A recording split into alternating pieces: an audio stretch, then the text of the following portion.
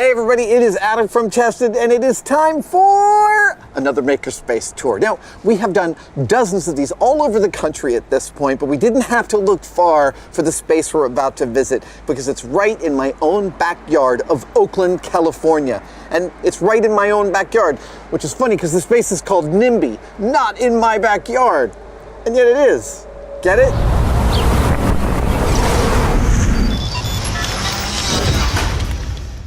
Now, first and foremost, tell me why it's called NIMBY. Basically, we would always start a project in somebody's front yard or backyard or whatever, and at some point, a neighbor of the city would complain, and it was not in my backyard. Oh, okay, so it's a double entendre. On one half, it's so your neighbors who don't want stuff happening near or in their backyards don't complain, but the other is so that you don't have to work in your backyard, exactly. Which was my theory. Tell me about the origin. When did you start this place? How did it come to be? I started out at the shipyard. I'd looked at in Berkeley, Jim Mason, and went to another disaster of a space, and just wanted my own workspace. I had to have something functional where I could do whatever I wanted to do. Yeah. I was looking for 2,500 square feet, and the computer kicked out 28,000. You know, the business plan was rent to more friends. So we got 28,000 square feet, and started renting to a whole bunch of friends. We got a bunch of people to pay in advance, so we bought these really ratty containers and put them in. How long ago was this? 2004. So it's been going for 13 years. A couple lifetimes ago. How many people are participating in the space right now? Right now, I think we've got about 80 studios. On any given day, how many people are using the various spaces here? During the week, there's probably 30 or 40 people. On the weekends, it's crazy. And the spaces are built into some of these truck containers, is that right? Yeah. So they're like mobile shops. Have you been able to pick up a shop and move it? We moved from West Oakland to East Oakland in 4 days. Wow. Yeah. I love the compartmentalization carried all the way to a shop is something that pleases me greatly. Well, I think Dave is going to give me a walking tour of the whole space. Snook, thank you so much for inviting us in. I find spaces like this super inspiring. We're glad to have you. Thanks, man. All right, David, as far as I can tell, the space seems to be comprised of studio spaces, storage, and shops. And in our tour, this is our first stop. I'm guessing this is the machine shop? Yeah, this space is currently being configured. We were renting a small machine shop from someone who had a space here in East Oakland for 60, 70 years. Oh, wow. He sold that space and just gave us all of his equipment. And it's all really usable stuff. Yeah. But we've had to find room for it. We've had to reconfigure the space. A lot of power requirements for these bigger machines. And you have to consider how multiple people will be using this space at once, safely, how they'll find all the things, the chucks and collets and tools that they need. Yeah, and hopefully not ruin them. Right. You have some sort of training system so that people get certified on various tools. Yeah, right? with the machinist machines, like people have to be certified. Laney College is a small college, junior college here in the Bay. A lot of people go there to learn their skills. And it's compounded by the problem that there isn't a single thing in here that weighs less than several hundred, if not several thousand pounds. Yeah, you can't just pick it up and move it to the other side of the room. That's not how it works. Yeah. The machine shop's always my favorite space. I don't know why, Okay, what's the next stop? Next we're gonna go take a look at the metal shop. Fabulous, lead on. Okay. So the metal shop. Yeah, this is the metal shop. This is one of the two shared workshops at NIMBY. We also have a wood shop. We'll go there in a minute. There are a certain amount of equipment in here that people can use. We have grinders, chop saws, drill presses. This is a giant bandsaw behind us. These things are all here for the tenants to use. They're supposed to bring their things in here, work on their project, clean up, and take it out. And sometimes it never works that like way. that, does it? Sometimes it does. This is going to be one of the noisier spaces here, am I right? It is. When I bring prospective tenants through the building, I always point out where we're at, how that will affect what they're doing. There are some people who can't be over here because of the metal dust that kind of gets kicked up.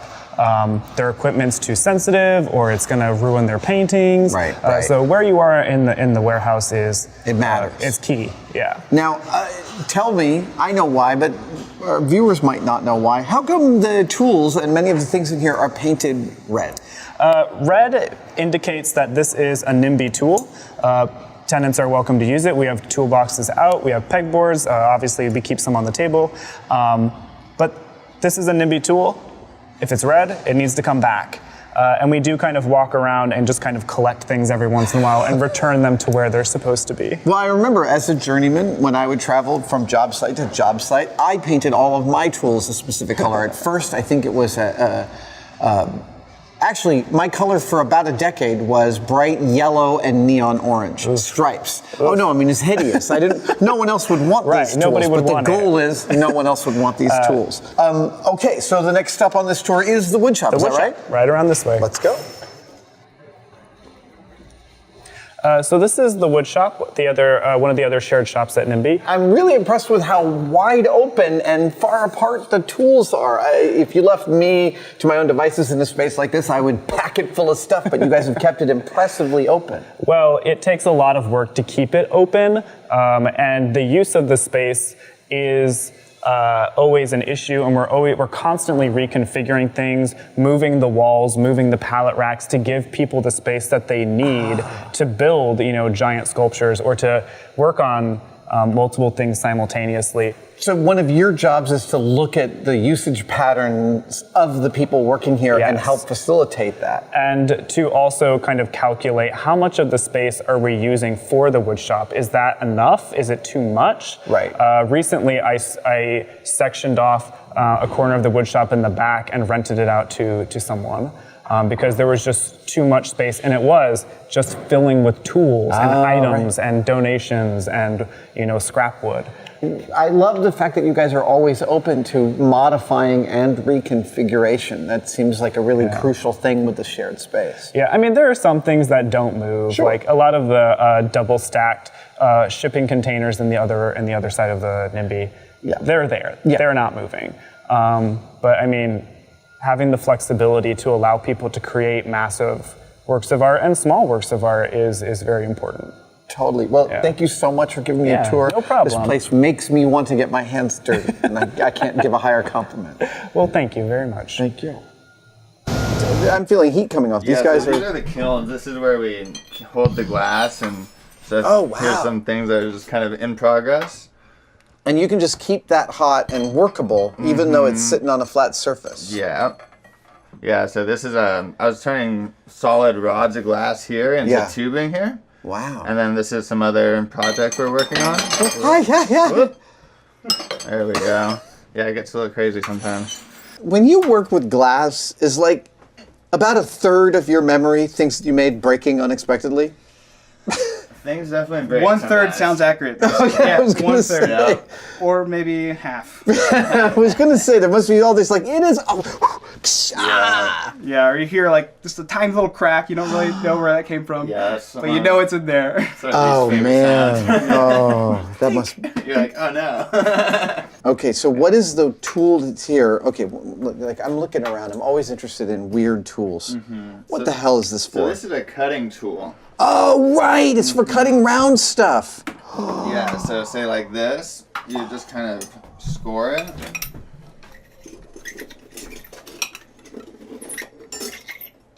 It better work. Yeah.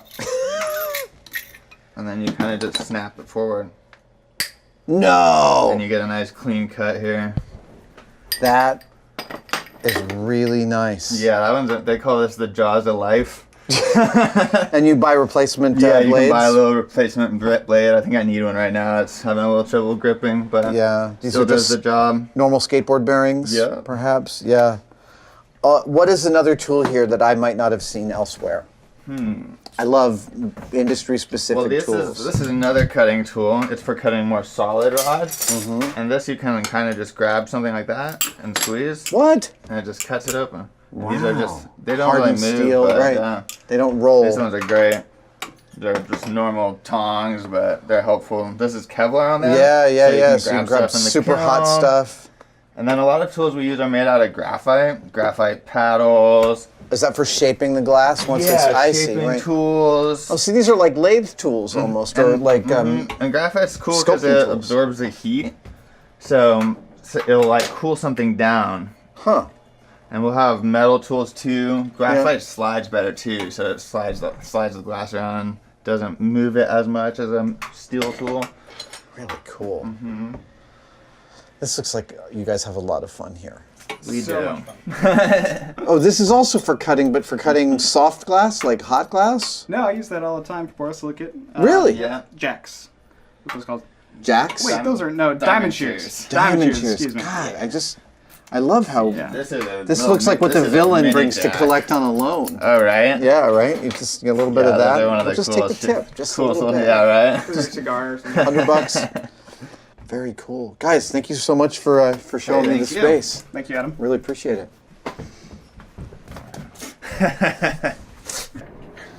Hello. Hello, Gage.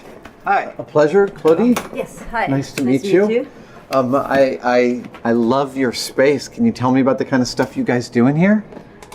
Little bit of everything. A little bit of everything. Yeah, we do copper, we do sculpture, small, big, we do leather work, we do fabric stuff, we do special costume, we do props for different movies and stuff like this. So we touch, seriously a little bit of everything. we touch pretty much any material, and a lot of times when we don't know how to do things, we do some research and bring new materials that we never tried before. So it's always a new experience. Very cool. I'm noticing this. I was just in a shop in England with an armorer who did all his armor making using tree stumps to hammer into. Right.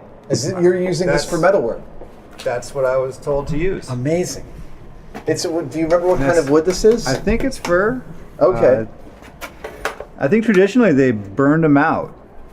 And they started a fire, and then they would beat it into the charred out hole in there. I use power tools. You guys, okay. Because I want more, specific stuff. And then What is this giant steel popsicle? that is a cannonball. Oh, welded yeah, to a okay. stick.